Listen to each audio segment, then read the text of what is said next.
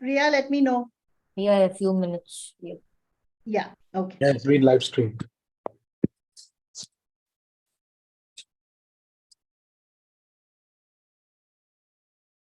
Okay, we are live.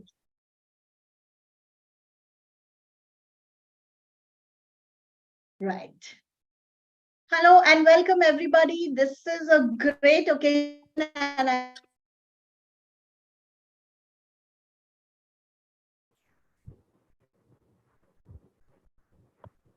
excitement and gratitude that we welcome you to our 50th episode of the youth talk show Say Something with Mads, which talks about empowerment, inspiration, and transformation. Today, we are not just reflecting on our journey, we are setting the stage for the next 50 episodes of Impact. A year back, when I interviewed Shriyanka Banerjee live on this channel, I was not sure how far I would be able to go and how far this will sustain. But people, young people from all across the globe kept joining and made this journey so beautiful and satisfying. Thank you. Thank you to all of you. And Shriyanka, I can see, is here live. She was my first interviewee. We have hit the You. half century mark, and it's time to reflect on the incredible journey we have embarked on together. This youth show is not just entertainment, it's a catalyst for transformation, and tonight we are lighting up the path ahead. Without further ado, I will introduce our two esteemed panelists of the day. Our first panelist is a true trailblazer in the field of education. She has a wealth of knowledge to share today. Dr. Sagarika Roy Bhatia, author of the book Just Expressions. She's a global speaker, a parenting coach, a neuroscience coach, and a lead auditor for educational institutions. Currently, she's an educational thought leader working towards developing an alternate education learning environment for sports enthusiasts at Mohali, Punjab. Welcome, a very warm welcome, Dr. Sagarika. Thank you very much, Ms. Madhumita, and heartiest congratulations to you for your session today after having completed fifth, and today is the 50th. So lovely to connect with you and all the youth present here. It's my passion to connect with the youth, and I'm happy to be here on your platform. Thank you so much for having me over. Thank you. Now we move on to our next esteemed panelist. It's a pleasure to have Mr. Kumar Ganesan, who is joining us on this momentous occasion.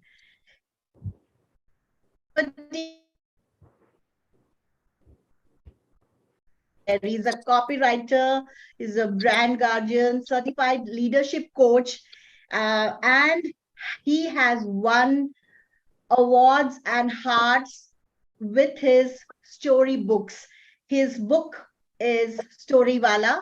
His written and first book, the second book he has released is called Love Storywala, and which has some endearing collections of short stories. And his Instagram account, Breakfast Tales, has over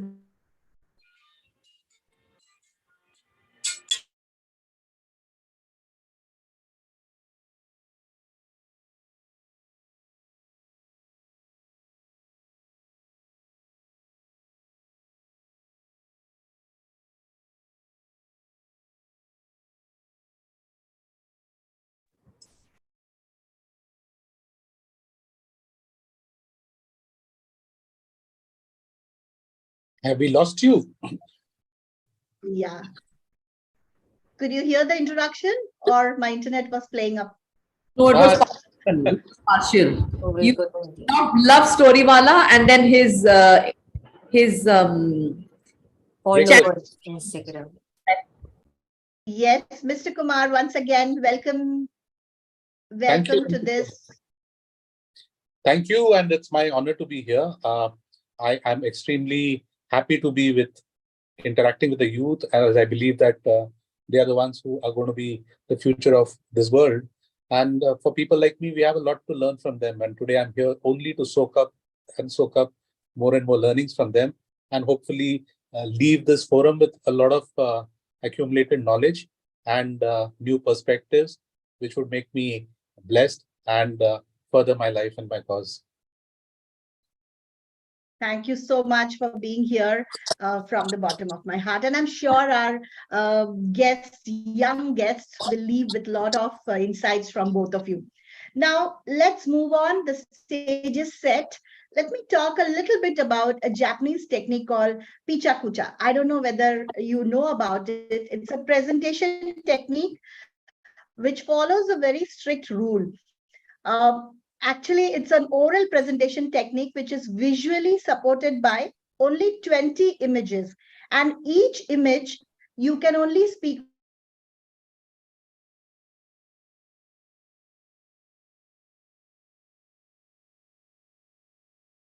minutes. Ideas and topics should be limited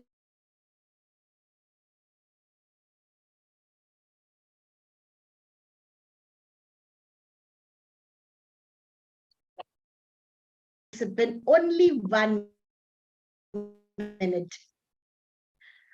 The 1 minute is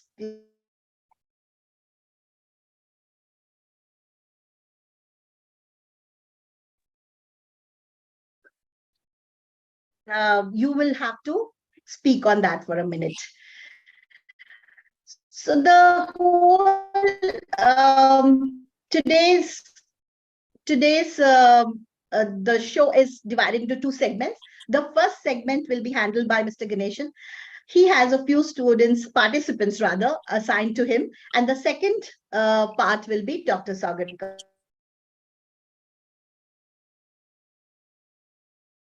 So let's begin. I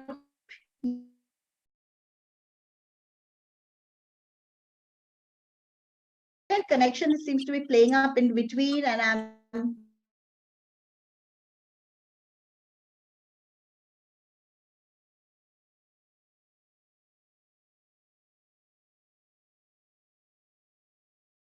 Kumar to share the question and take over this segment. Over to you, Mr. Kumar.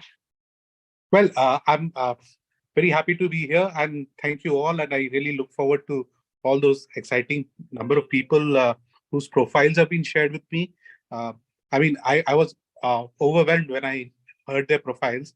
I'm yet to meet them, but just reading through and going through their interviews made me feel so nervous that, oh my God, I'm here with a bunch of students with so much of energy, and I wonder what is this whole thing going to be. So without much further ado, my topic to you, in which you have about 1 minute to kind of sum up your views, is how relevant is religion in today's modern context of time?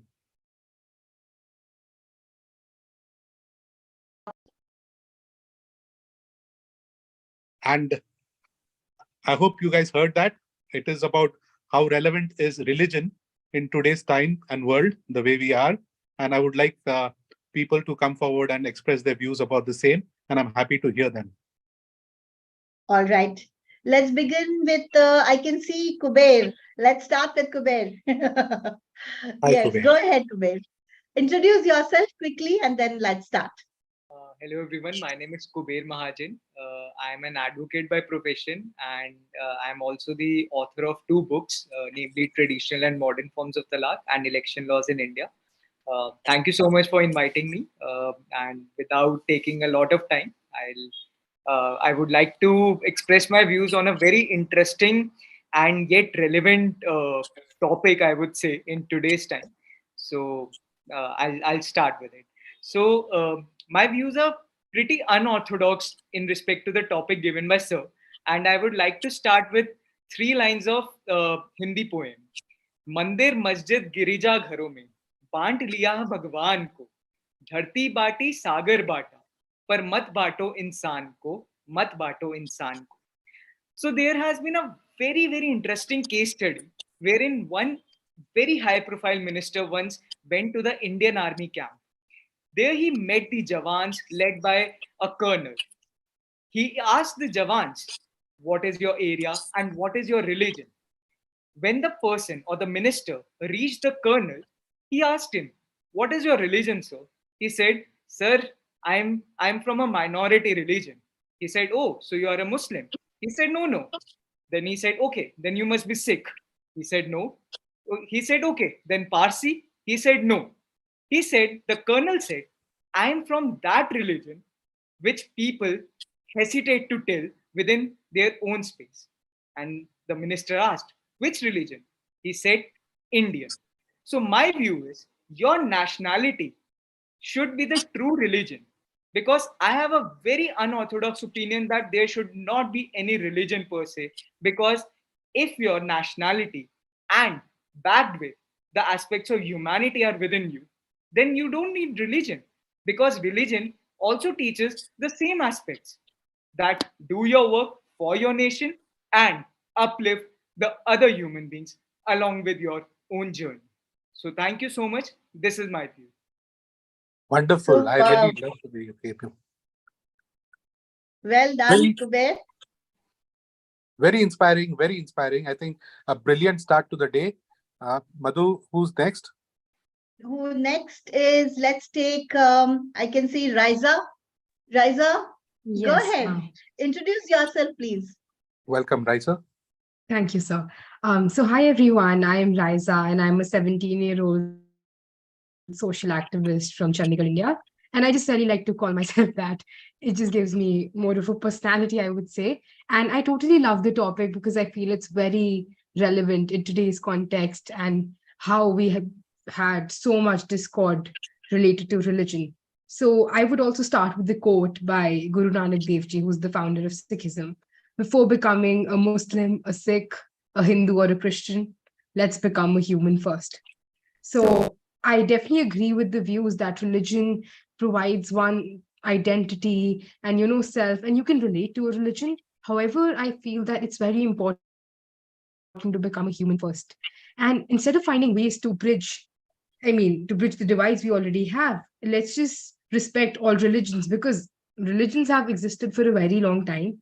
And it's not possible for them to just cease in a matter of a very short time. So, what I would urge for the people out there is to have tolerance for all religions, because at the end of the day, all religions pretty much teach us the same things, which is to promote the agenda of peace, understanding, and compassion for all human beings.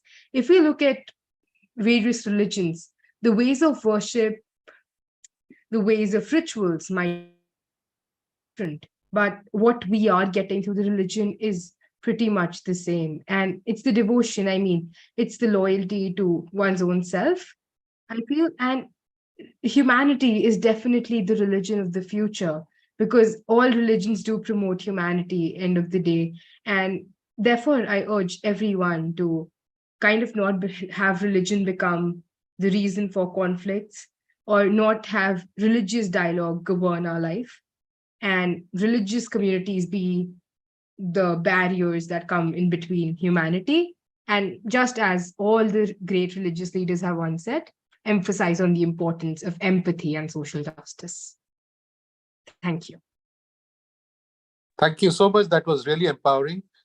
Just for your knowledge, I would love to everyone to stick to their time limit, which is 1 minute. So the moment you hear a beep, please be aware that you're crossing your time limit. It only helps everyone to contribute. Thanks for your views. And Madhu, who's next? Next, we have Kushi Shah. You can see Drizzle. Kushi, are you there? Yes. She's joining from US. Kushi, introduce yourself and the topic on which you spoke on our channel, and then start. Sure. So, hi, everyone. I'm Kushi Shah. I'm an 18-year-old innovator and entrepreneur, and I'm the founder and CEO of a smart home technology company called Drizzle. I'm from Chicago, Illinois, but I'm actually currently studying abroad in London for this year. So I'm in London right now. I'm super excited to be here, and congrats again to Ms. Madhumita for your accomplishment. I really love this question, and personally, I think that throughout centuries, religion has shaped cultures, our country's regulations, political structures, and practices. And this has also led to many technological and societal advancements that have been transformative for the way that humans live today. But I also think that over time, the role that religion plays in our society has also transformed for the better.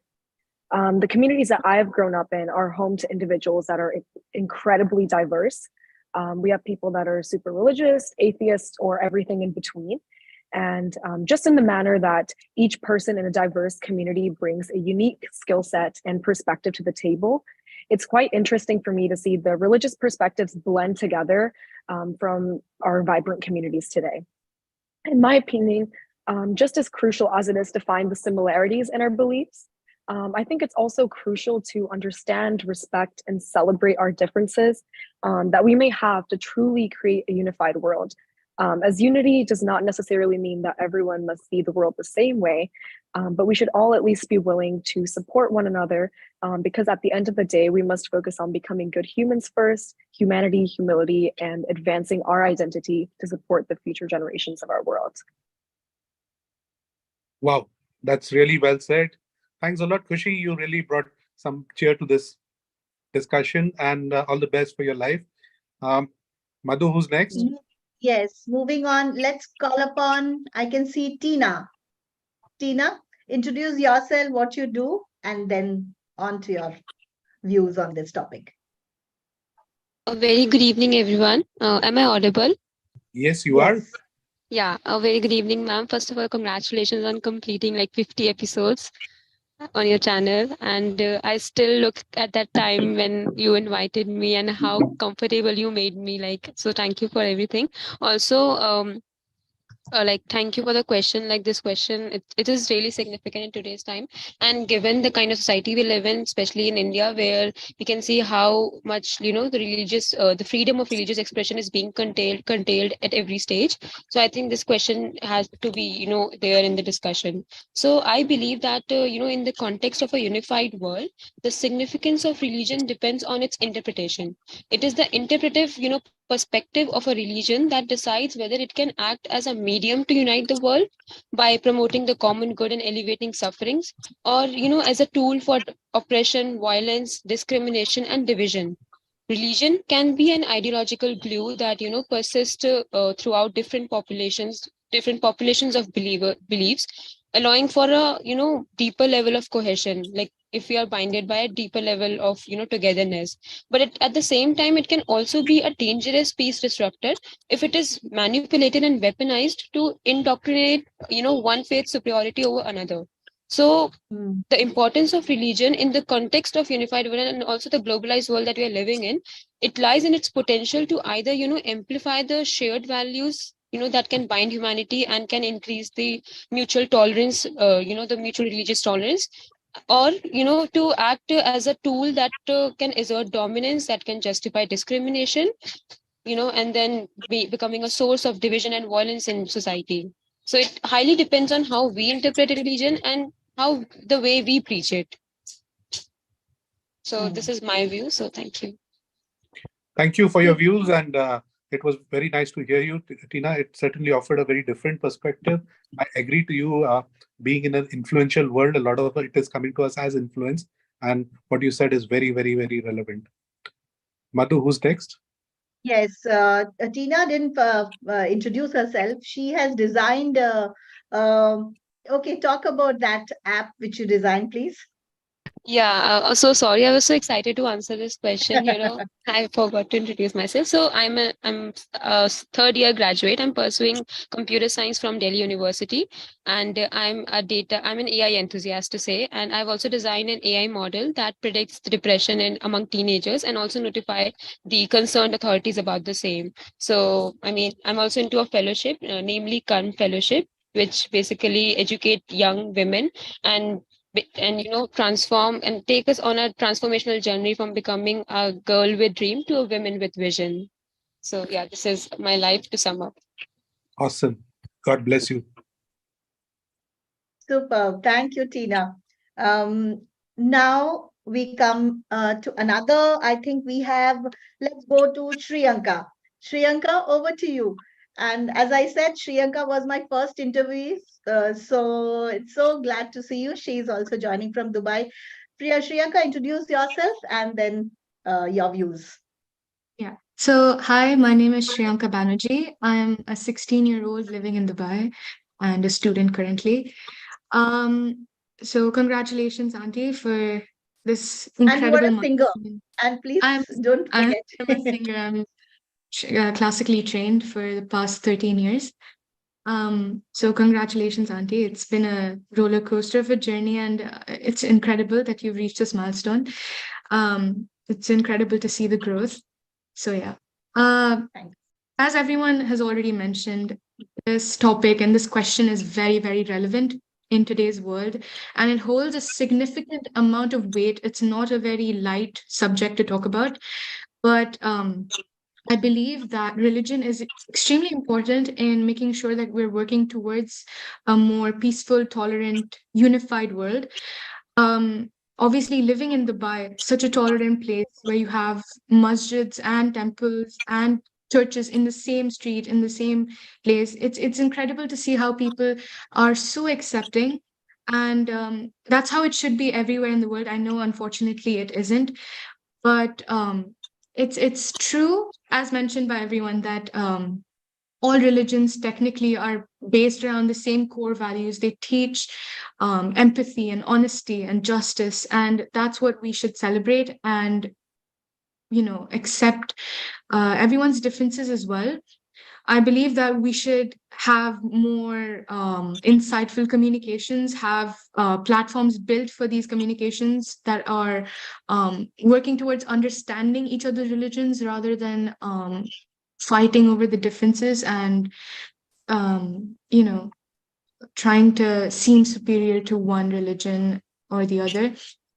But yeah, that's about it. Right. Thank you, Shriyanka. Yes. Mr. Ganeshan, you are saying something. Yeah, it's so amazing that there's so much of clarity, in this context, and I'm so happy that at one end you have a complete propaganda, kind of happening in this part of the world where everybody is kind of using religion as a card to make their point. And here comes the youth, here comes the young blood, here comes the power of the world, who I believe will consciously elect their future leaders based on the capabilities of what they have delivered and not on something which is based on religion, caste, or gender. So for me, it is very, very important to get this clarity from youth. I'm very, very happy with this, and I'm so happy that going further down, these are the people who would be evangelists for a fair, free world, and where we could actually celebrate our differences. And there's nothing about being belonging to a particular religion. We all are proud of the religions which we belong to. But if given a chance, I would redefine religion to be one universal religion called humanity.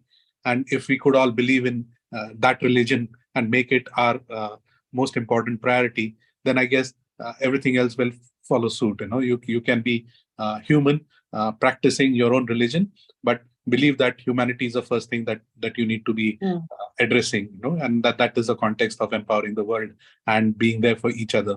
So pretty much happy with the views so far, and I'm so excited. Yes, we are moving on. Maybe Shriyanka can think of a song to end this show based on this theme of all religions together. I give you time to prepare for, maybe we have another 15 minutes if you want. I don't want to push you for that, but let's see if you can.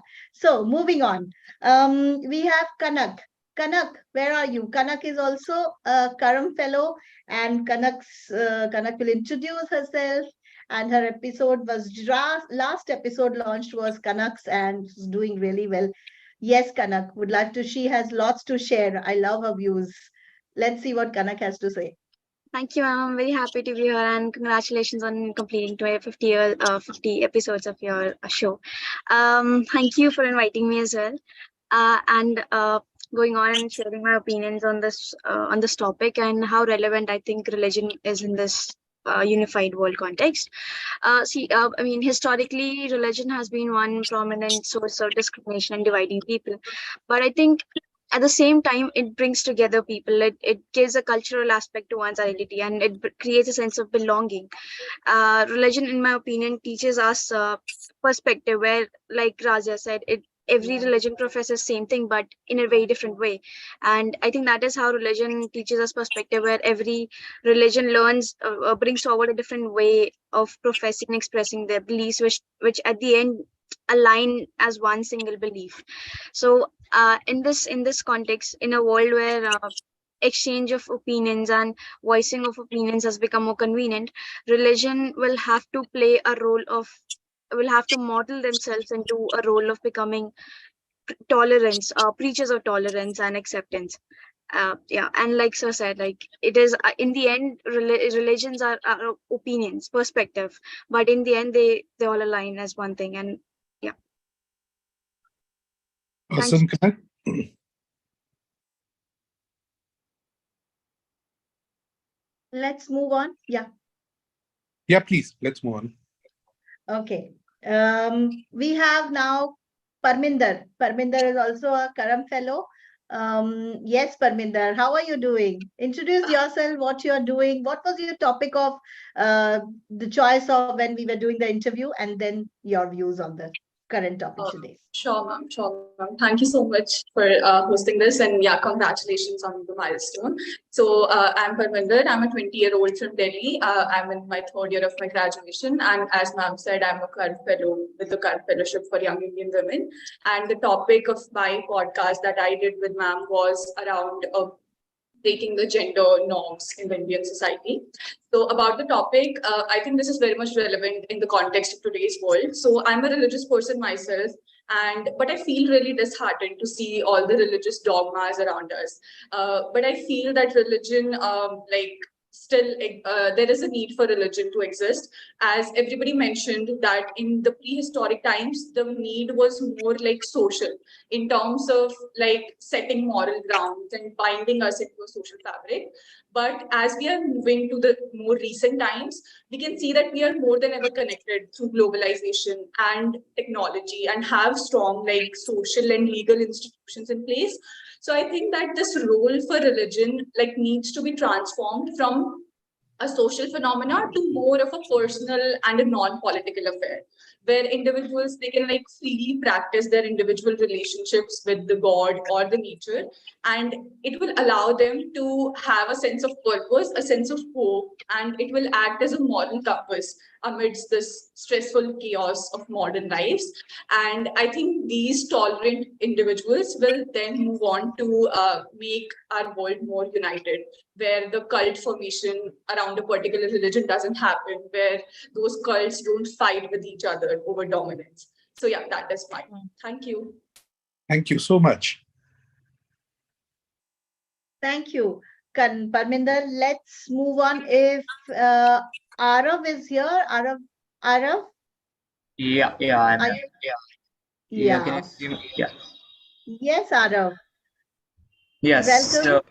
Thank you, ma'am. Thank you Introduce for yourself. inviting me to today's episode. And uh, to introduce myself, I'm the founder of Virashti the Foundation. It is a non-profit organization which works for several social and environmental issues, such as menstrual poverty, environmental degradation, and lack of education. And without any further ado, I like to answer the question that how relevant is religion in today's world, or how important it is in the unified world. And I guess today, at the surface level, when we take a look at religion, we often think of religion as a dividing force, somehow, because like throughout history we have seen examples, and sometimes even today we see that religions are often not talked about, but being acted with stick stones, and they have guns involved in it, and there are all sorts of violence that religions have created throughout history. But what many people do not realize about religion is that it is not a great divider, but one of the greatest unifiers humanity has ever had. And without religions, the progress of our civilizations would not have been possible, because most people get wrong what religion really is. They think that religion is about gods, but it is not about gods, it is about humans themselves.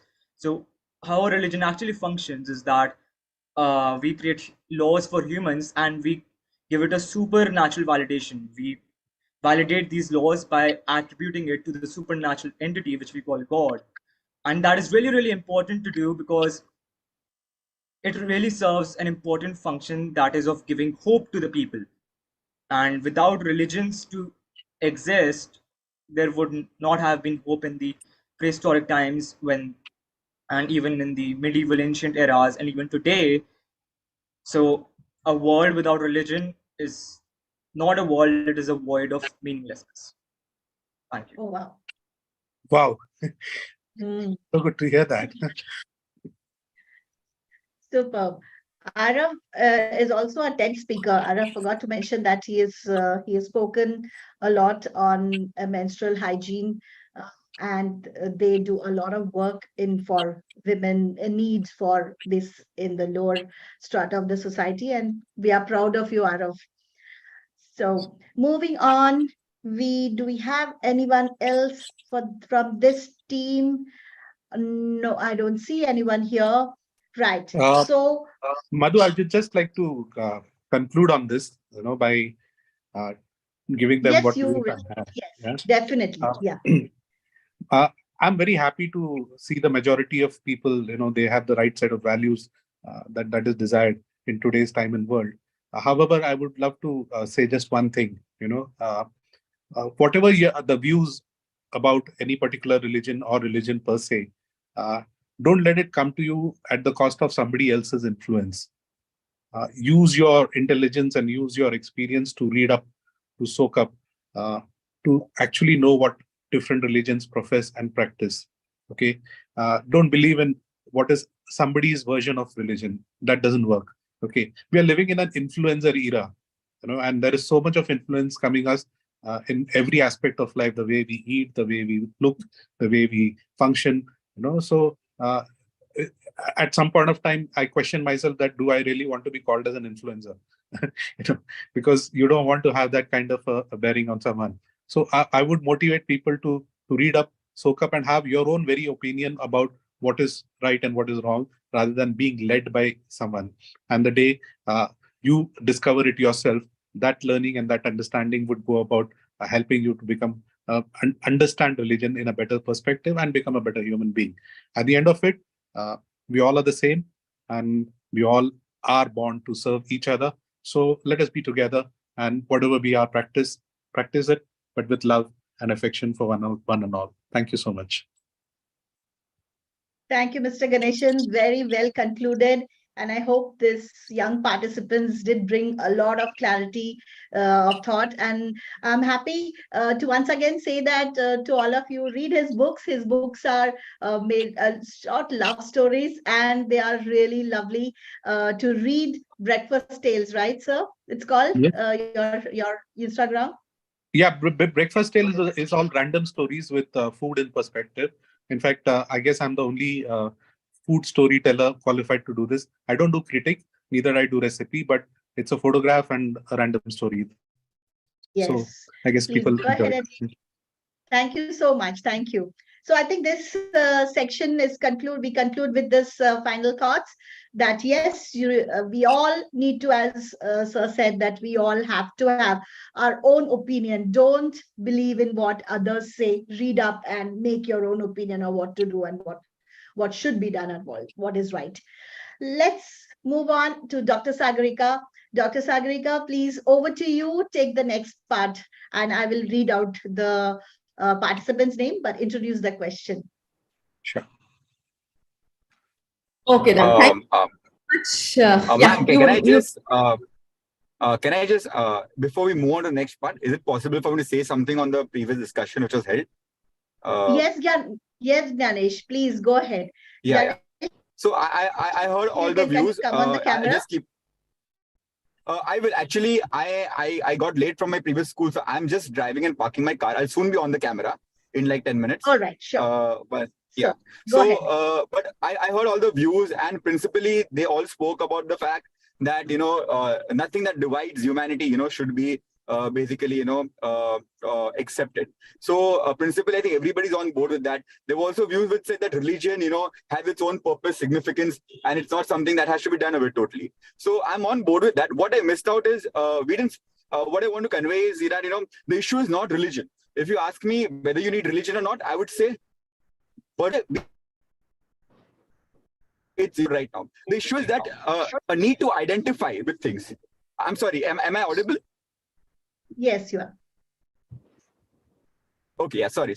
Yeah. Go on. So what I missed out is yeah, I'll go on. Yeah. So I think the issue is the need to identify, the human need to identify with something. So today you're talking about religion. Tomorrow it could be nationality. It could be a caste. It could be my college. I'm an Annamite. It could be my city. Maybe religion has come into prominence in today's, the current time. But the problem is not religion. The problem is when I identify myself with a religion or any other identity, and I get over attached to that identity to the extent that I'm willing to go and harm other people to save that identity or to give it dominance. That is the problem. So today, if we get rid of religion, tomorrow, if we have the same need to identify ourselves with something, I'll catch some other identity. So it will not solve the problem. You just change the context. And all religions, essentially when the religions came, they came because somebody saw maybe a better way of living or a guidance, to live. It's basically an art of living or a way of life. And that's it.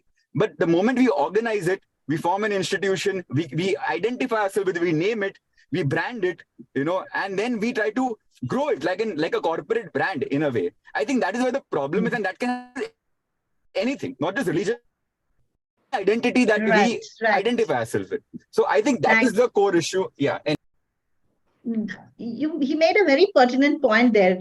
Isn't it, Mr. Ganeshan? You're muted. You're muted.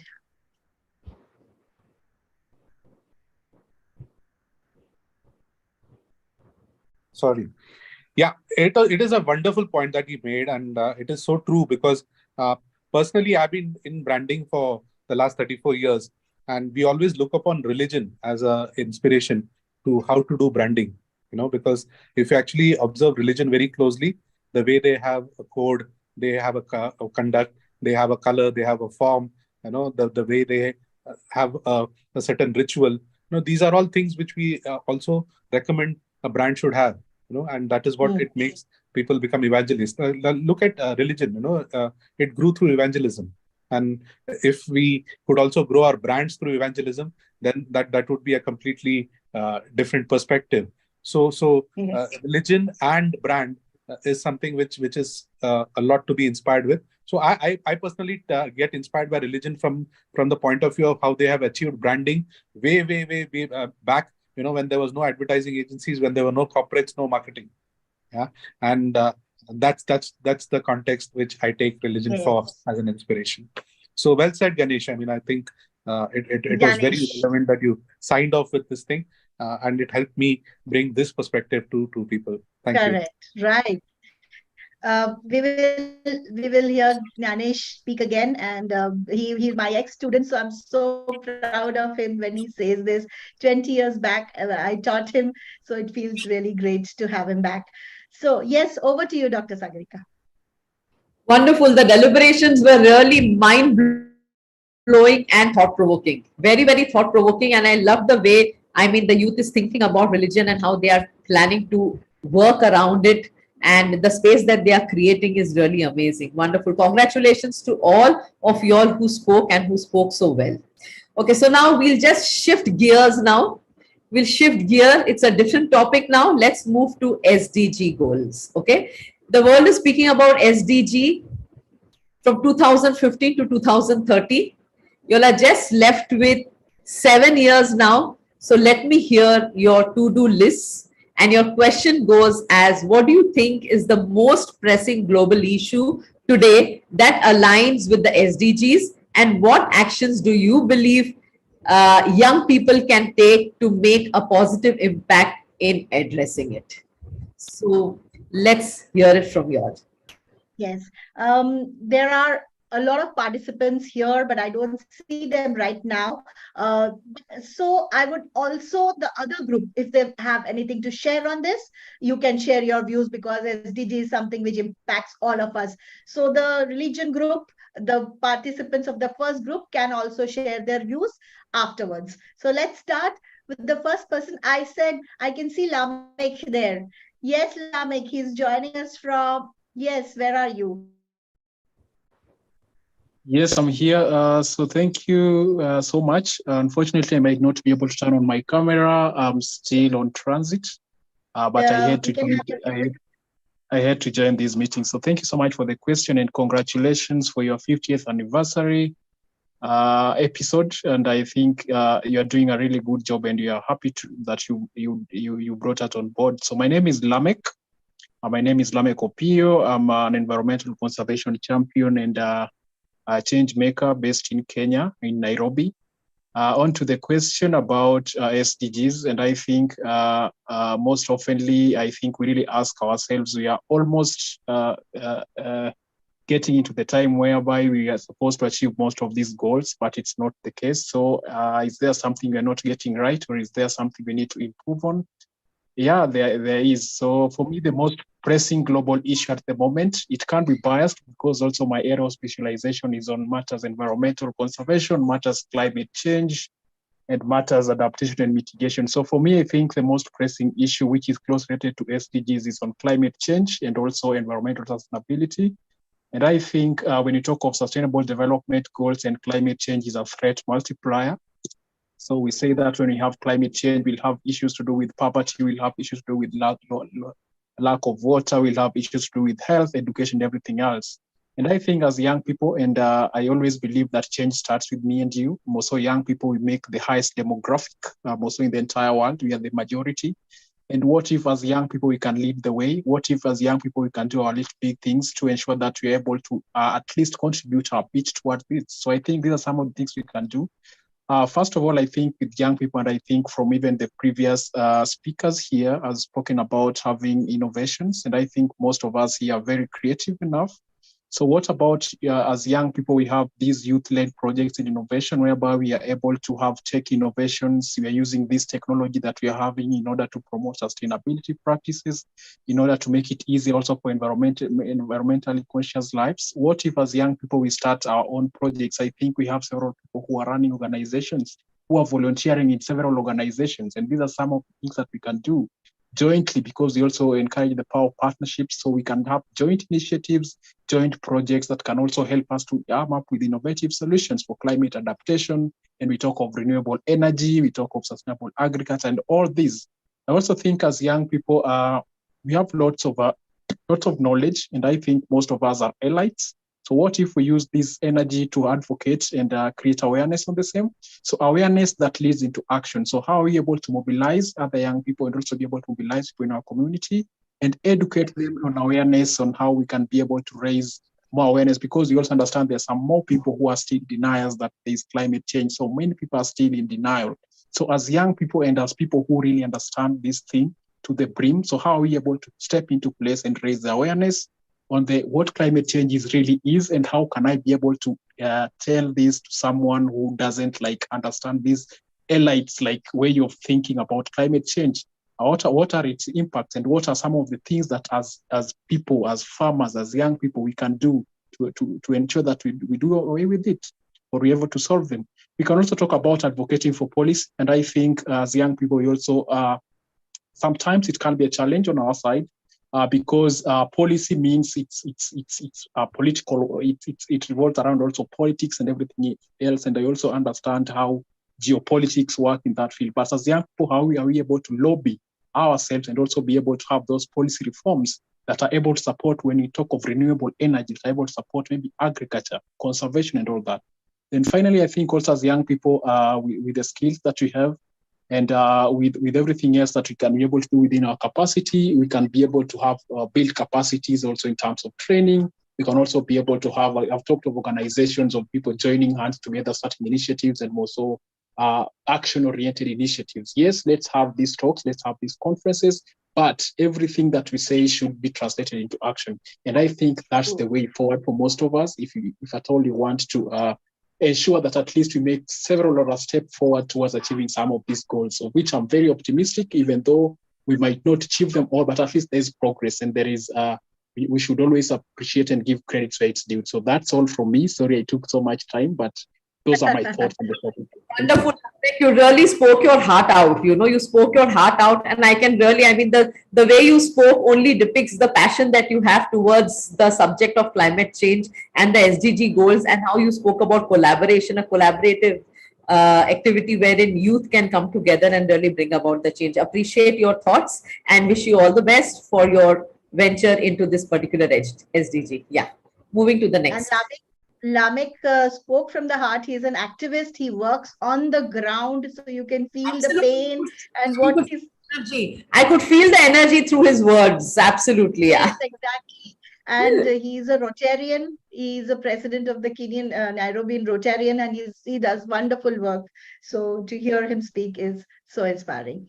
Let's move on. I can see Janvi Gandhi. Janvi is one very, very enthusiastic of one of my interviewees. She's always at it. I have to. Janvi, introduce yourself and what was your topic of deliberation with me on my channel, and then what is your views on today's SDG topic? So hi everyone, I am Janvi. I am 15 years old. I spoke with Madhumati ma'am on Face Your Fears, like Give It a Go topic, and I've also given a TED talk on adoption. So there are many SDGs that we have set, the UN has set to attain till 2030. For me, the most vital of all is quality education, which is goal 4. I strongly believe that meaningful education is only solution to all problems. It raises awareness and helps us gain perspective of what is good and bad for the well-being of the society and oneself. After all, we stand here because of our opinions that we have been able to build, because of the education that we have received. I'm sure without the exposure our schools gave us, we couldn't have had the courage to talk or build up ideas that we talked about on platforms such as this. However, education is not only rote learning theories of anatomy or universe, which has its importance in its own way. But education is also about understanding how can one contribute and one's purpose in today's chaotic world. The books that we learn in our school help us understand the graveness of other goals such as hygiene, sanitization, economic growth, responsible consumption, and much more. I think it is necessary for all to be educated and literate in order to accomplish the 30 SDGs that we really hope to see achieved. It is our duty as powerful teens, and we all have supportive parents, to help those who show desperation for learning in the mere way of what we are receiving.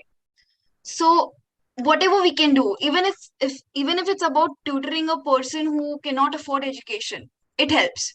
To end, I would reiterate some words by Mahatma Gandhi. Education is the basic tool for the development of consciousness and reconstitution of the society. Thank you, and congratulations, ma'am, for this milestone that you have achieved today. I totally resonate with you with your SDG 4, that is education, because currently I'm here at a space at Mohali, Punjab, wherein I'm working very hard to educate sportsmen. We have the international and national sportsmen, and we bring education to them for the simple reason that sports is a very short-lived career. It's a very, very short-lived career, and ahead, the only way that these sportsmen can move ahead is only education could be empowering for them. So education is everywhere, and I think education is the only tool which would take the world ahead. Absolutely well spoken. Thank you very much, Janvi. Appreciate it. Yes, Madhu. I can see Dr. Sagarika very enthusiastically sharing her opinion. She has spoken about this topic on multiple international platforms and it's very close to her heart. So we would like to hear you more on this when we conclude. All right, let's now call upon Dipesh. Dipesh is again my student. Both Ganesh and Dipesh were in the same batch of my class. And their opinions are something really eye-opening sometimes, and I really like the way he writes. He's now teaching design in Mount Litera School, but let's hear it on SDGs and a little bit about yourself. Introduce yourself, Dipesh. You've already introduced me. I was going to introduce myself. Yes. I couldn't stop it because my student is here. I can't think of myself as anything other than a student. Like, it doesn't matter that how long I've been teaching, but I I'm still learning. I truly believe that we have enough CEOs and we need more CLOs, which would be like chief learning officers. I wish we could have more of those, but okay. So my name is Dipesh. I graduated as a product designer. I am still trying to learn. As she already mentioned, I have been an educator for the last 10 years. Uh, to answer the theme of the question is that I think there are only two things if the world deals with, which is health and well-being and education. Because a healthy, educated population can solve all the other problems on their own. So we don't have to cater to all the other problems and we cannot rely on one governing body, one institution, one government to solve it for us. That's not how it's going to work. We all have to solve it ourselves, and that's the only way we can do it is healthy, educated individuals. Okay. But what I really want to talk about, the pressing thing that to me is quality education, like Janvi already mentioned, but I want to talk about the other end of the spectrum. Yes, the lack of quality education on the lower end of the spectrum is a problem. I think quality education on the upper end of the spectrum is a bigger problem, much bigger problem, because now these students or these teachers have no dearth of anything. I have access to all resources. In fact, I have more resources than I should have availed. And my bigger concern is technology, right?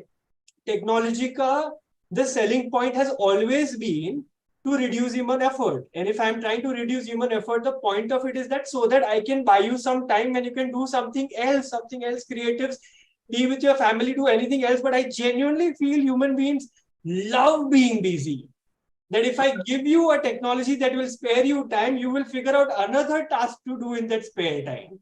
And that's where I am right now. I am burning out, right? And I'm using technology. So just today, a teacher introduced me to this technology called Magic School AI, which makes everything for me. It will do my lesson plan. It will do my how to do the lesson. It will tell me what task to give, and it will tell me how to assess as well and how to do differentiation in that assessment. And it is bullshit.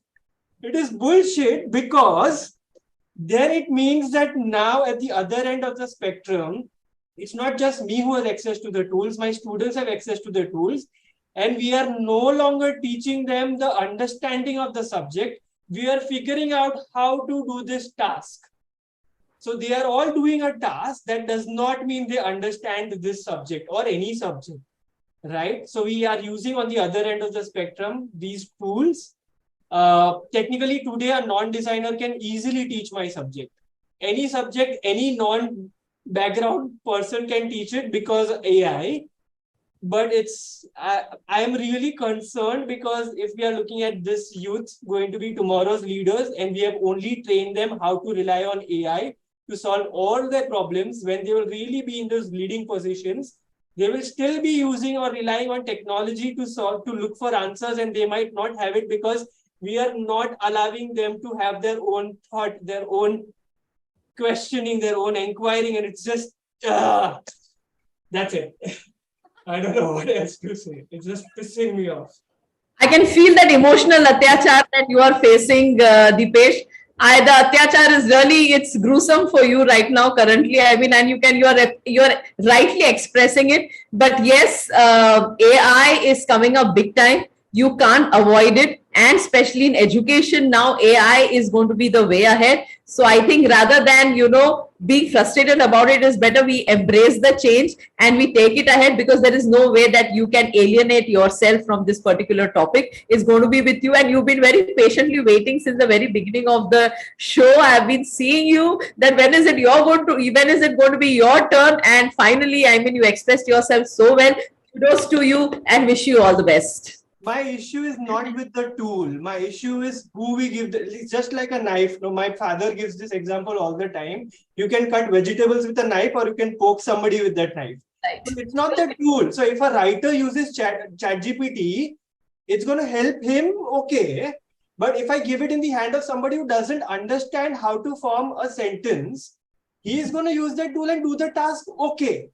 But he will not learn the language. And by then there'll be another tool which will come up to even solve this problem. That's what the new entrepreneurship is all about. That is identifying the gap and then bridging it. So there'll be another tool. Don't worry. Wonderful, but I'm really enjoying this, Miss Madhumita. I'm really enjoying the way the thought process is. Yes. It's really it's rolling out a lot of thoughts currently into me. I'll when it comes to concluding, we'll talk about it, but I'll also put in Yes. snippets. Okay, yeah. Yes, true, true. And you can speak with Dipesh and Ganesh for hours and hours on this, and they will have I would love so to. many new things. So Yeah. it's we are constantly.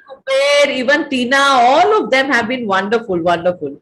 Their Yes. thoughts are so clear. Right. Right. Let's move on. Who is here today now? From yes, let's. Tanishq is there. I think Ganesh is joined back. Ganesh, let's take Bianca because she has to leave. She is joined from Spain and she's a young girl. She's waiting patiently. She has exams. Bianca Nanvani. Bianca, over to you. Okay. Hi everyone. I'm Bianca. Is it okay for you to switch on the camera? It doesn't work, so I can't really. Okay. Yeah. Go ahead, Bianca.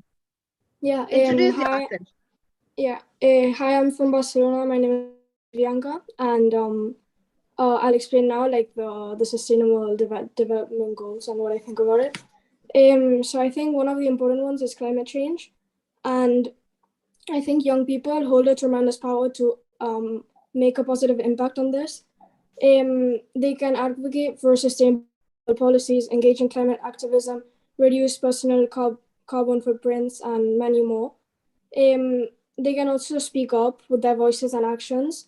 They can drive to change and inspire the world to address this critical issue. And this ensures that it will make it a sustainable future for everyone. So that's what I think about this. Wonderful, Priyanka. It's the youth that can come together and really make this world a sustainable place for all of us to live in. Absolutely well said. Thank you very much. Over to the next one. Yeah.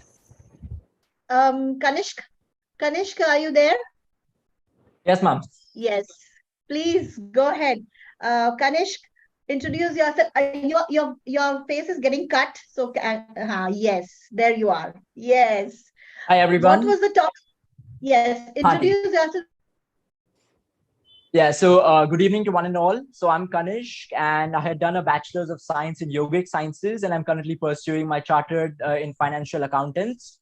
And so, so basically, I've known Madhumita Auntie for a long time, and so we had this one call as well, in which we were talking about a Zoom meeting, basically, and in that we talked about sports and fitness and how it's important for the youth.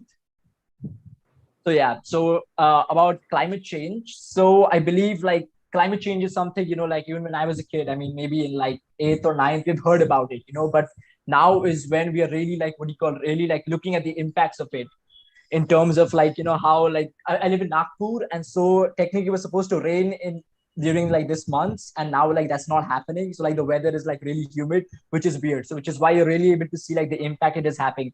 And I believe that right now is like pretty high time that like we as youth as well as the government, all of us come together and really start doing something about it, so that like the future generations, our kids, our families, all of that are like able to deal with it in like a great manner as well.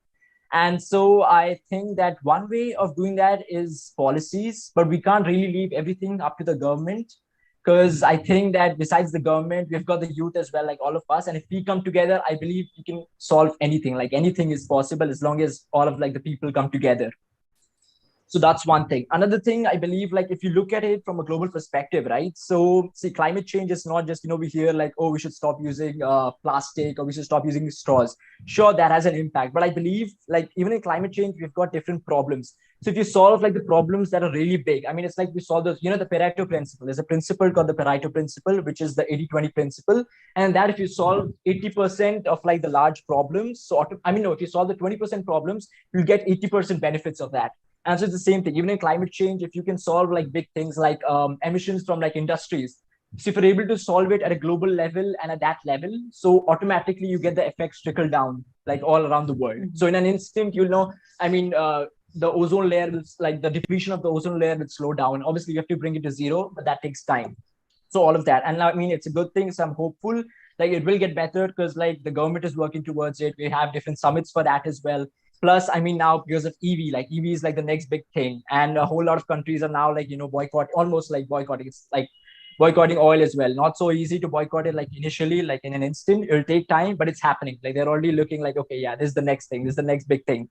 So I believe if all of this happens with policy, with people coming together, I believe anything is possible, and I'm hopeful. Also, it is really nice to see all of you. I've heard great things about all of you all, but it's a good thing that I'm able to put a face to all of you all as well. So, and great speeches to all of you. And Madhumita Auntie, congratulations on your 50th anniversary. Thank you, Ganesh. Thank you. Thank you so much. Wonderful, wonderful. You know, the powerful impact, I mean, it was very impactful. But then with all this Josh that you spoke with, I hope this Josh amongst all of you youth, you take it ahead and you really revolutionize whatever you say. You know, I was in the UN, this 2023, I got an opportunity to speak in the UN General Assembly. I represented India on Women's Day, that is March 8th. And it was not funny to see the youth all over the world who were there and how the people, they deliberated. But you know, what I see is that in different platforms, I've spoken a lot, internationally, globally, but then people are only talking about it. Action is, you know, it's taking a backseat. So I think now the Joes that you people have, the Joes that I'm seeing on this particular platform, you need to take this, Josh into action. We can talk and talk and talk, but the talking is not going to help. So it is really my earnest request to each one of you all here on this platform, please do something, take it ahead. Action is lacking. Okay, so wonderful. Good to hear you, Kanish, and wishing you all the best. And Nagpur is also another place very close where we belong to. Madhumita and myself, we have our roots from Nagpur. So wonderful to see you from Nagpur. Yeah, to the next one, Madhumita. Yes, I think we have somebody who is saying that I'll be late. Okay. Yes, over to you, Ganesh. Over to you. Yeah, hello everyone. Am I audible right now? Where are you all joining from also? Please mention that. Yeah, hi. So this is Ganesh. My name is Ganesh Mehta. I'm joining from Mumbai right now. I think there are a lot of pressing problems. So I want the most pressing. But one of the pressing Ganesh, problems I will interrupt you a bit. Just speak about what you are doing, your work. I'm just trying to do something. I call myself an entrepreneur, and I'm just trying to do something in the field of education. I think it's one thing I think, that if we fix it in India, it can solve a lot of problems that we're trying to fix. And being a young country, I think it's of utmost importance. So I'm just trying to build solutions which can fill in gaps or deficiencies or improve our current education system where it's lacking and take it forward. That's what I'm trying to do. I can share more details afterwards. So what I was coming to was, I think the most pressing problem today, what I see, with my eyes, I may not experience it, but what I see is poverty. When I go to a lot of these schools around me, and I see the students, how they live, how they study, how cramped their houses, schools, I just look at them and I just realize poverty is a very big deterrent for them to do anything in life. And it's a very big barrier. And that is the reality. And this is, I'm talking Mumbai, but if I go outside Mumbai in rural cities, it gets, even worse. So today, this is a very pressing issue, I think, in the world for a very large population. And the solution for this is, education. Because if we are able to provide right quality education, we're able to empower these people, weaponize them to come out of their poverty. So as they say, if you feed somebody once, he'll get hungry tomorrow. But if you can educate him, he will have something for life. And I think the solution for this is that we have a very large population of youth today who is well educated, who's coming from a decent or a well-to-do background. I suggest everybody should give 1 hour of their daily time, if they can, just to spread education. If they've got the opportunity to gain knowledge, they should just give 1 hour, to, let's say 20% of the country is educated and the 80% is not. If one student, can give 1 hour to 4 students, via an online call or any other format, he helps fill this gap, because we are in no way positioned to create multiplier teachers overnight, good quality teachers, so we need to, I think, step out and take this initiative. And the rest of the youth, I recommend, that we focus on building technologies, systems or structures, which enables this other youth who want to spread knowledge, to connect with this audience that doesn't have knowledge. So I think if we're able to develop technologies which supports this objective, and if we are able to come forward to just give 1 hour, to teach those who are not getting education, I think then in a generation or two, we solve a very big problem of lack of good quality education. And with that, we automatically start solving all the other problems of unemployment, crimes, illiteracy, bad electorate, rulers, etc. So this is what I feel is one of the most pressing things. Absolutely, Ganesh, I do resonate with you completely because we talk of this economy being a knowledge economy. But still in this knowledge economy, we are unable to take it really ahead in our country, especially because poverty, because of the reason of poverty. So I think let's all work towards it. But then, yes, there are a lot of NGOs currently who are really working, I mean, at the grassroots level, because we are also working here in Punjab at the grassroots level to bring up, how to work with the children who are getting into drugs. Punjab is totally into drugs. And there's a whole generation which has been washed out because of drugs. There are villages, you won't believe, here in Punjab, there are villages where there is no male population in the village. Absolutely no male population because they've been washed out because of drugs. And if there is no male population, you can understand what is the next generation going to be. There's going to be no generation left. And then youth, you all are youth. So then obviously then that's where then, education comes into picture. And yes, poverty is there, but then there are a lot of NGOs working at the grassroots. And let's see how you as youth take this particular problem over and really work towards this. I think you all can all collaborate here itself. I think Ganesh can collaborate with Dipesh and come up with solutions because Dipesh has certain problems. Ganesh is coming up with some gap building, is identifying the gap and building something. So here I think you all can, amongst you all itself, you all can collaborate and can really energize yourselves and work towards making this platform, not only the platform, through the platform, take it ahead. Possible, very, very much possible. Good, very good. Very, very happy to hear from you, Ganesh. Yes, over to you, Ms. Madhumita. I'll just add to this. So I think the NGOs are working on the ground. I'm aware of the work they're doing, but I think there's a need, to change the approach and the trajectory of impact that they are trying to do. Which means because it's like we are trying to give aspirin tablets to treat cancer. India being a young country and with such a large young population, let's say the work that you're doing is not able to create impact for this population in the next 20 years. That means you're going to grow up an entire generation or a large part of it, which is not well educated, just because you don't have the reach to reach out to everyone, or the resources.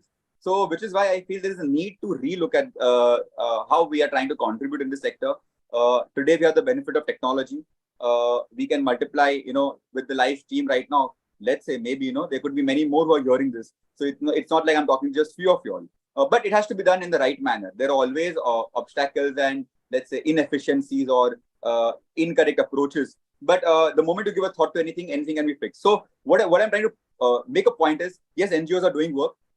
But in my view, it's not at the scale at which we require if we don't want a very large part of this generation to grow up as not very well educated. If we are okay with that, then I think we can continue. So I think we should reassess the impact that we are desiring out of our work with what we are satisfied or what we consider acceptable. And we need to have a fresh look to have new approaches how education should be imparted. For example, you may conduct a teacher training program to train teachers so that they can go and educate the students. But a teacher training program of few weeks a year cannot create a teacher of the same quality that is created after 4 or 5 years of graduation and post-graduation courses. So what I'm trying to say is that if we go by the traditional approaches that we've been using, which do work, we would take 7-8 generations to fill in this education gap. And I think that is not what should be doing. We should be looking at how we can fill in this education gap in 1 or 2 generations with the help of the technology we have and reinvent models, to deliver it. That is what, where I disagree with the current work which is happening with the NGOs, and I think that has to change. And also, I and Deepesh have already collaborated on a couple of things. So, yeah. Very good. Happy to hear that. Absolutely happy to hear that. And I think you need to go ahead and question policies also over and above, because policies are also another issue which are barriers to the youth working on the ground level at the grassroots level. So also look at that particular angle. of questioning policies, and the government is absolutely open. Take it ahead to them, and I'm sure you will have your way up. So all the best to you all. Yeah. Right. Let's now move on to, I think Faria is joined. Faria, what was your topic? Are you on the SDG group? Faria, are you there? I guess I'm here. Yes, tell me, you are speaking on which I topic, think Faria? you placed me in the first group that was regarding religion in the unified world. Yes. Please go ahead with your thoughts. If you can switch on the camera, introduce yourself. Where are you from? And yes, I can see you. She's a great change maker. She has a lot of work going on. Speak about it and then your views. And where are you joining Sister- from? Yeah. I'm in the UK right now. So I'm pursuing my BSc in Health and Medical Sciences from the University of Warwick. So I've just finished my first week in my second year. So a little bit about my work. I'm the founder of ICA India Trust and Project Inclusion in India. So what ICA does is basically we create quality learning environments in the country, which means we help transform government schools and NGO centers, and we help maximize the impact of existing NGOs. So we are involved in a lot of community building projects like wall painting projects and workshops. We conduct holistic education workshops. We provide tutoring services, fundraising, donation drives, like everything education. We kind of have some kind of work going into education. We are all students. We're passionate students and volunteers, and we're just working towards quality education for every single child in India that we can reach out to. Thank you, Faria. And you can see Ganesh is working on the same, Dipesh is working on the same. We have this platform. They are also into education field and passionately working to change the way education is perceived. So I'm sure this will come as a very collaborative thing when we go ahead. Yeah, and it's about the question. Yes, Working, I. we have a lot of youth in Mumbai who are working with the slums, with the slum children, of Mumbai, and who are really trying to bring up the level. And lot of things happening in Mumbai. I mean, Mumbai being a tier 1 city, I mean, it's not funny to see the amount of, I mean, the way the youth is engaging, because I think all these colleges have projects with the slums. Every college has a NS, what is that? National Service, NSS, yeah. NSS program with the grassroots. So there are all the colleges in Mumbai, right from Nationals, Mitibai, all these colleges have, they have adopted slums of Mumbai, and they are working with respect to education. There's lots happening, yes. Faria, your mentor for this group is Mr. Ganeshan. He will speak about the topic later on. Let's see what you have to say about the topic of religion. What was the question? I hope you know the question. Yeah, the question was Right? how. Yes, your views on that. Basically about the relevance of religion in the context of a unified world. What I personally think about this topic is that all religions talk about peace. All religions discuss some kind of service. All religions aim to unite people. But what happens is there's like a purpose of religion, which is to unite people. And then there's the elements in that particular religion, sometimes that seek to create some sort of destructive meaning of the religion, which kind of leads to a very destructive result of people following a religion. What it's supposed to do, what the purpose is, that I think every single person should seek to understand and expand their horizons to kind of understand the perspective of a unified world wherein diversity and different perspectives are enriching. They're not an odd kind of different. They're not different in the context that they should be discriminated against or they should face some kind of oppression, but in the way that all religions can exist together in peace and diversity. And we all have very enriching cultures. Like I myself, I love studying about world religions.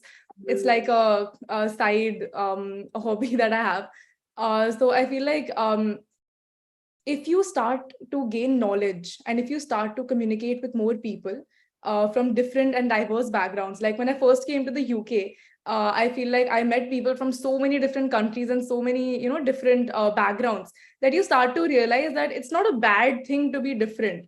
Like, just because someone has like a different religion, they're from a different country, like it doesn't eventually matter. What matters is like how well you're able to understand their perspective, and that is up to you. And whatever content you engage with, what kind of learnings you have.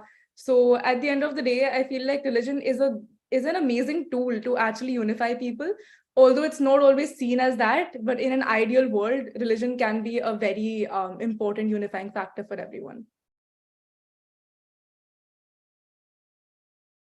Yes. All right. Thank you, Faria, for your views and for joining. Be here till the end of this. We will have a concluding session also. Kuber is wanting to share his views on religion, and Kuber will be our last speaker. So, yes, Kuber, go ahead.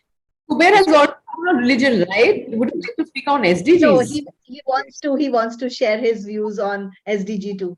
SDG, yeah. So SDG, that's what, yeah. Because you mentioned religion, so I was wondering. No.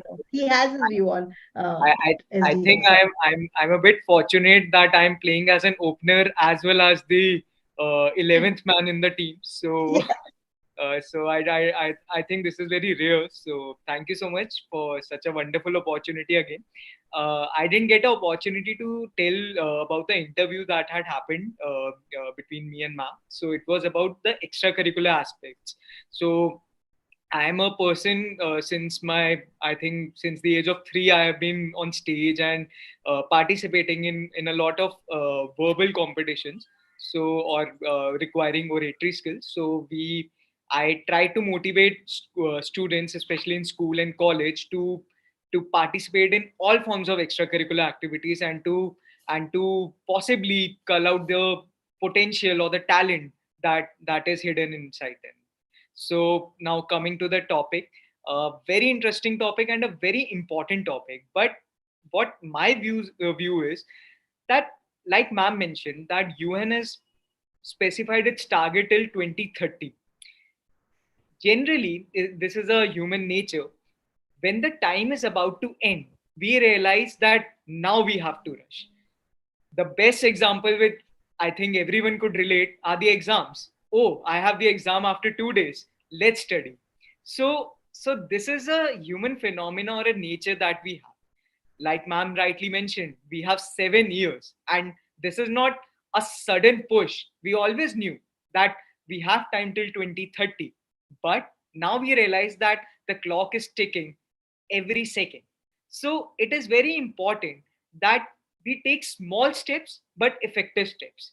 To achieve the larger goal, it is very important to achieve the smaller goals first. Because sometimes what mistake we make is that let's create a target which may not be achievable or which is so unrealistic that we don't even start. So rather, let's create small targets, achieve them, and create them as a long road to connect with the larger aspect. So I'll give you a few examples. During my college time, I started an organization by the name Paper Trail. So the goal was to collect all the leftover pages from the registers. So as a student, I realized that whenever I was making notes, few of the registers had say 5 pages, 10 pages, which were left blank. And because they were the used registers, these pages were never used and were always left blank.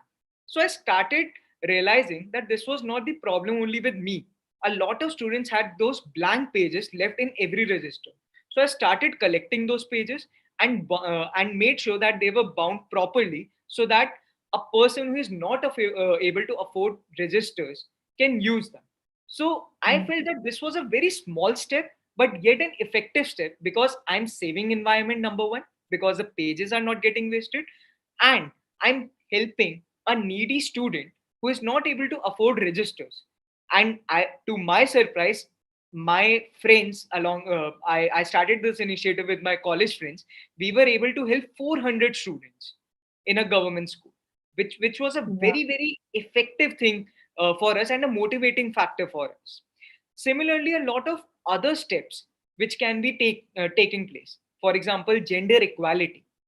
We always say that yes, women should be taking part equally. There should be equal opportunities. There should be no discrimination. Even our constitution provides that. But in reality, do we ever realize that the difficulties that women have to face? I have seen my mother struggling to raise me first, and then also have to find a job after a certain period of time. She ensured that for me as a student, I don't face the difficulty that I have to fight all these battles on my own. So she sacrificed her job, which I till date tell her was not the right step. But this has been the culture or the thinking in our country at least 20 years ago. But slowly and gradually things are changing. I honestly always raise my voice to this very issue, that why do we assume that it is the responsibility of a woman to raise the child and not of a father? And luckily, and I'm very happy to say that a lot of changes are happening. I was lucky with my parents because my father equally supported her, but this is not the case with every family. So when we speak True. about equality, Yes. again, certain small steps can be taken within your family Absolutely. to support your loved ones first. And of course, the larger goal is always there. Now, another aspect, whenever I go out, say I am taking a metro, I see dustbins are there in every metro station, on every platform. However, you would see people throwing their wrappers maybe on the platform, maybe on the road, etc. So, how many of us feel comfortable to pick up that particular wrapper and put in the dustbin? I do that, but I would never see any other person doing that. Even if I request them to take this very initiative, this is a mindset which we feel कि मैं किसी और का गंद क्यों उठाऊं? But you have to realize this actual garbage is lying within the territory where I am living, ultimately, which will affect me. In fact, True. COVID, Absolutely. COVID has given some of the best learnings, I would say. Because, see, during COVID, one was only and only focusing on the aspect of world as one family. At that time, no one was talking, let's attack this particular country, let's defend ourselves from this particular country. Because COVID showed us the true colors that actually this is the true aspect of one world, one family, where each and every person's or country's problem should be dealt as your own country's problem. So be it poverty, be it education, be it any other aspect, if these are completed or finished or I achieved can by achieving small steps, we can certainly create so wonders in our I present. can see how why Kuber is an enthusiast of speaking. He loves speaking on any given topic. Give him the topic and he can speak on. So very good to hear your views, Kuber. I have one more person joining, and I must applaud him. He always wanted to be here. He was delayed. He was in traffic and he was driving.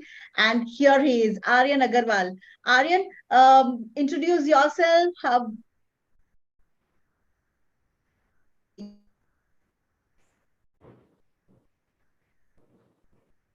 Views in short in 1 minute. Yes, go ahead, Aryan.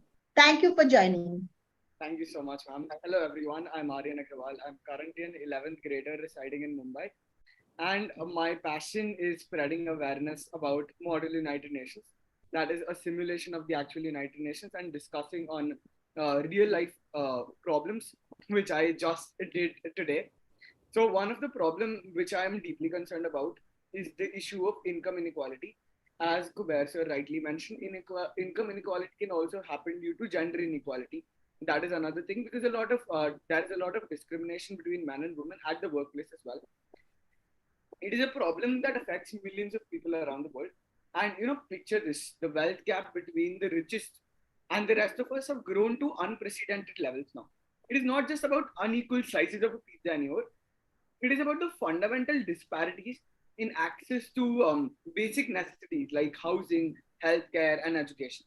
The problem is, while some are enjoying lavish feasts, others are struggling to make ends meet. This imbalance can lead to a lot of social unrest, decreased economic mobility, and a less stable society overall. But here's the important part: there are a lot of solutions to this as well. We can advocate for fair wages and workers' rights. We can ensure that everyone receives a fair share of the economic pie. And additionally, we need to support policies which promote affordable housing, accessible healthcare, and quality education, which can help bridge the gap between the rich and all of us. Imagine a world where opportunities are more evenly distributed, where hard work is rewarded, and where everyone has a better chance at a life. That's the world I'm working towards, and I invite all of you to join me in addressing income inequality and creating a more just and equitable society. Thank you so much. Thank you. Wonderful. So, Aryan, really, you brought in a point. So, is it time to conclude now, Ms. Madhumita? For the Yes, UN. time to conclude. Yeah. Yeah. Okay, so, as we come to the end of the topic, the UN SDGs that you all have all spoken about, well, all of you all have been very enthusiastic about it. But I would also want to leave you all with certain thoughts. Please think about it and try and work towards it. Is a circular economy. The moment you work towards a circular economy, you will start seeing the change. So look into that. Look into bridging the digital divide that is there with the gender bias. Okay. Also look into empowering and working towards enriching and bringing up the level of financial institutions, you know, the way the institutions are working. I think the youth can really look into that and start working into that. And creating an equitable and inclusive society is also another one where you have the LGBTQ community, the LGBTQ plus, which is there right now, even that community.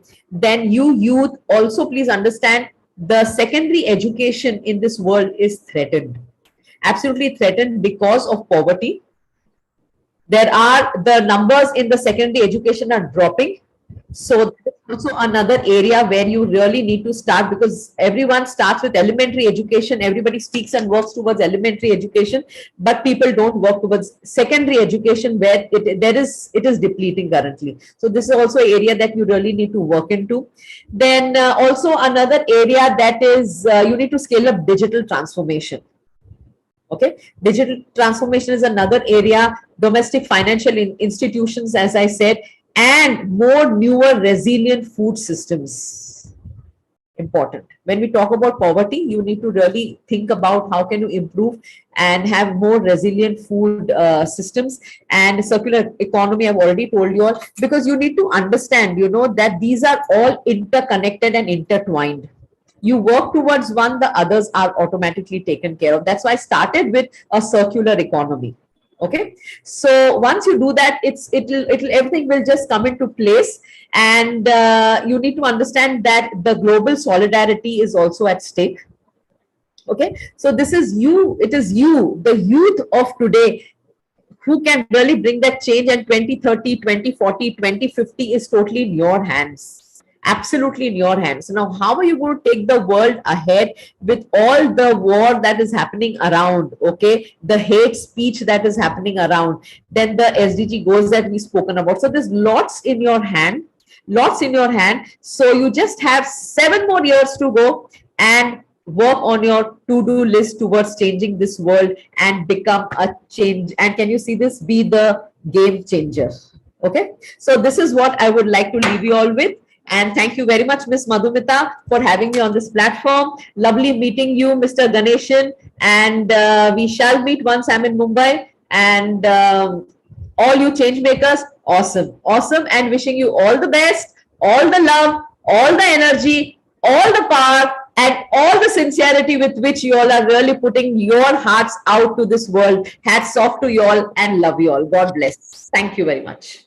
Thank you. Thank you so much, Sagarika. I also would want to kind of contribute to your topic in terms of telling people what I think is the challenge which I feel the most that needs to be addressed.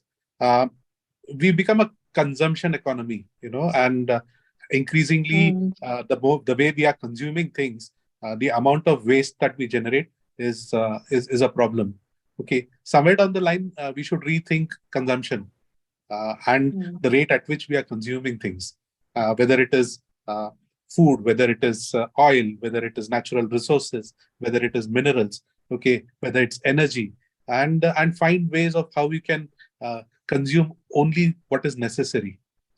I think that the ideology is the more we try to consume, which we don't need, leads to even more wastage. So how can we look at consuming less and sustain what we have for a longer period of time? And that is where the first application of thought is. How much can you reduce waste in your own home? How much can you reduce? I even go to the extent of telling people that first reduce the amount of desktop icons you have on your computer. You should first clean your cache as much as the memory computer does. So there's a lot of filth everywhere, and that is because we have consumed a lot, and we have never bothered to lessen our consumption. So whatever it be it, let's look at consumption as an operative word and see, do we really need to consume so much? Can we be frugal? Can we live with less? These are thoughts which come to my mind, and probably I've reached a stage of life where I want to cut off the city and go and live somewhere else where I'm completely far away, detached from the din and kind of bring back the way of how people lived earlier. But that's my way of looking at it, and it need not be everyone's perspective. But certainly, given a chance to spin a story on this, I would say stop consuming what you don't need to consume. And that's the beginning of a sustainable world. And that's my two bit as Storywala. Very much possible, Mr. Ganeshan, to have a minimalistic life. It's absolutely possible. I mean, I always thought that it was not really possible being in a tier 1 city for so many years, but having moved to a tier 3 city currently and living such a minimalistic life is so beautiful. We actually don't require maximum of the things that it's just dekha dekhi jo hota hai in a tier 1 city, and it is just that okay, we need more and more, and the greed just increases. But yes, following the SDG goals, I think we need to first follow it, and then we can preach what we really follow. So this is it, and lovely having known all of you all. Once again, thank you very much, Ms. Madhumita. God bless Thank everyone. you so much. Thank you for the time. And such a pleasure, Madhu. Yes. And once again, congratulations for your 50th episode. Do count me on whenever you need me for anything that you need. And in whatever way I can be associated with you and your students, I'm willing to do my bit on this. Thank you so much. My heart fills with gratitude towards Mr. Ganeshan and Dr. Sagarika for spared so much time and then listened so patiently and then summing it up so beautifully, each in their own way. I think there's a lot of takeaway for our young generation. And thank you so much to all the amazing guests who have joined us today. Your insights, your energy, and passion have made this my youth chat show truly special. We appreciate your time and contribution. And remember, the conversation doesn't end here. Stay connected, keep sharing your thoughts, and let's continue to inspire each other. Until next time, stay curious, stay engaged, and stay awesome. Bye-bye, and thank you. Thank you. Thank you. Thank you, man. Thank you. Thank you. Thank you, everyone. Julie.